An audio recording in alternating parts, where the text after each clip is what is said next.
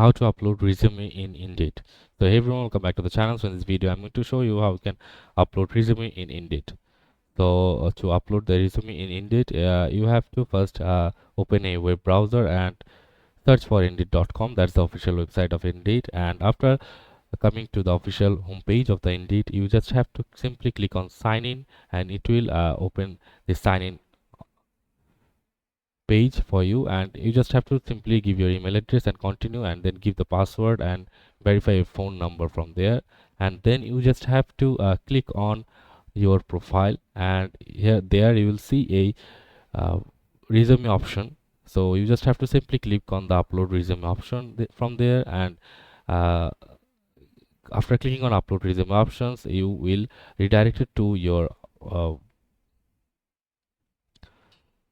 PC's folders, and you just have to simply select the PDF file or Word file of your resume and just click on upload. And that's it. That's how you upload your resume on the Indeed. So that's it for this video, guys. See you on the next one.